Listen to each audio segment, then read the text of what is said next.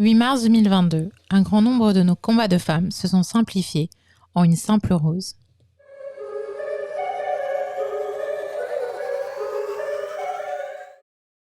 Privet, c'est Johanna Swan. La journée de la femme n'est pas le jour de réduction sur des produits dits féminins. C'est avant tout la journée des droits de la femme. Il y a 100 ans, certaines fédérations de football avaient interdit les accès au terrain de foot aux femmes. Ou encore les rencontres footballistiques composées de femmes. On leur a interdit le football, sous prétexte que c'était une menace sur le corps de la femme reproductrice. 100 ans plus tard, après des Coupes du Monde féminines, des Euros féminins, les footballeuses souffrent encore de l'inégalité de salaire, mais pas que. Quelles sont les protections qui sont accordées aux joueuses qui décident d'être mères durant leur carrière? Pourquoi certaines équipes sont condamnées à faire appel à tellement d'autres sponsors que l'on distingue à peine sur leur maillot le logo de leur club?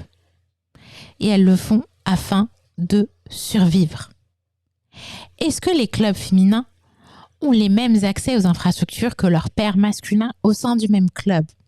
Va-t-on enfin investir réellement dans le football féminin et sa communication? Où sont les footballeuses dans les médias? Que fait-on pour augmenter le nombre de licenciées femmes et les postes formation? La professionnalisation reste difficile. Les heures de diffusion des matchs s'améliorent. Mais lorsqu'un diffuseur daigne diffuser un match, pourquoi la qualité est si mauvaise qu'on a l'impression que les commentateurs et les caméramans sont là en punition? Est-ce qu'on aura enfin plus de professionnalisme de la part des médias et des analystes? Est-ce normal que les joueuses sont si peu suivies? Pas de hitman, de notes de joueuses, de données d'analyse de match sur les passes et les possessions de balles, les compositions dévoilées toujours tardivement et incorrectes. On se contente de peu. Pas de noms qui sont rattachés aux joueuses, une défenseuse peut être placée au poste d'attaquante, la formation est incorrecte et on laisse faire. Alors que toutes ces statistiques sont tellement développées chez les joueurs de football masculin, pourquoi c'est si compliqué chez les joueuses de football féminin?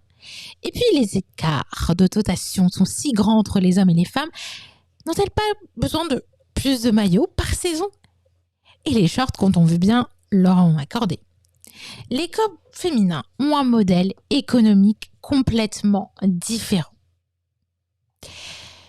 Elles ont besoin d'une structure, d'un staff médical, de vrais budgets, comme ont commencé à le faire le Paris Saint-Germain, l'Olympique Lyonnais ou Montpellier. Le football féminin de haut niveau n'est pas une passion, mais un métier. Merci à toi d'avoir suivi cette vidéo dans son intégrité.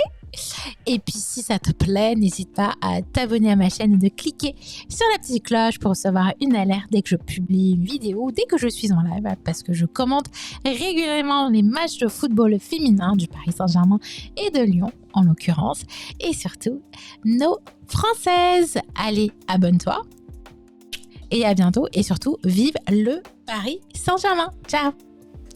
Paris SG, tous ensemble on chantera cet amour qu'on a pour toi, qui ne cessera jamais.